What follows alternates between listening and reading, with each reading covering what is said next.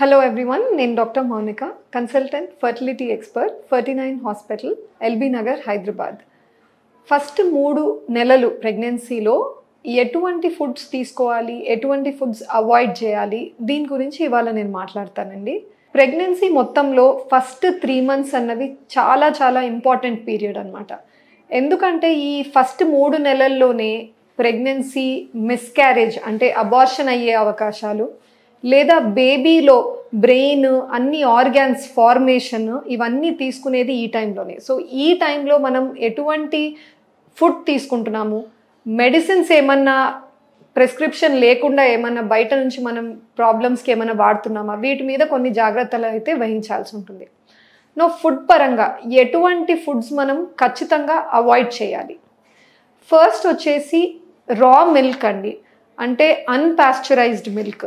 So ఇటువంటి పాలని మనము డైరెక్ట్గా కాంచకుండా మనం తీసుకున్నట్టయితే లిస్టీరియోసిస్ అని ఒక ఇన్ఫెక్షన్ వచ్చే అవకాశం ఉంటుంది.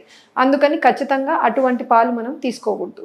సెకండ్ వచ్చేసి మీట్, నాన్ వెజ్ అవాయిడ్ చేయాలా అని అడుగుతుంటారండి.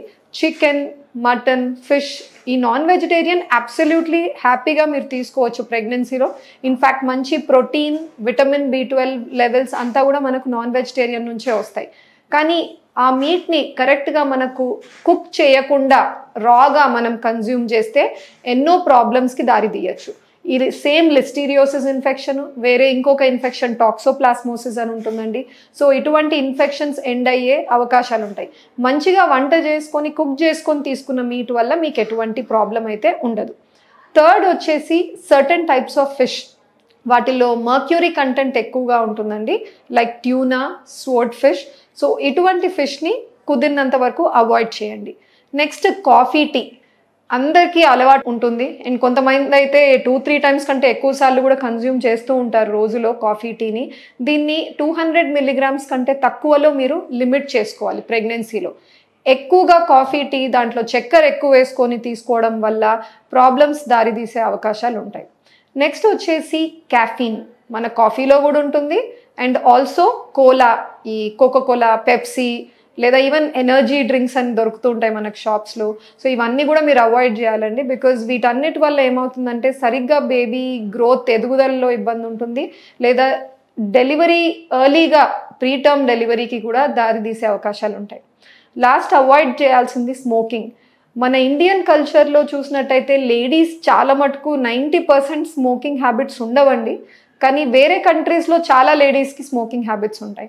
స్మోకింగ్ చేసిన వాళ్ళలో స్టడీస్ చూసినప్పుడు వాళ్ళకి తేలింది ఏంటి అంటే, పర్టిక్యులర్గా స్మోక్ చేసే వాళ్ళలో ప్రెగ్నెన్సీలో వాళ్ళకు బేబీస్ తక్కువ బరువుతో పుట్టడం, చాలా చిన్నగా, లేదా డెలివరీ కంటే 1-2 నెలల ముందే ప్రీటర్మ్గా పుట్టడము, NICUలో అడ్మిట్ చేయాల్సిన అవసరాలు పుట్టిన తర్వాత బేబీని ఎక్కువగా చూశారు. సో అందుకని స్మోకింగ్ అయితే ఖచ్చితంగా అవాయిడ్ చేయాలి. లాస్ట్ వచ్చేసి ఆల్కహాల్. ఇప్పుడు డ్రింకింగ్ హ్యాబిట్స్ ఇండియన్ లేడీస్లో కూడా సిటీస్లో, మెట్రోపాలిటన్ సిటీస్లో ఎక్కువగా చూస్తున్నాము.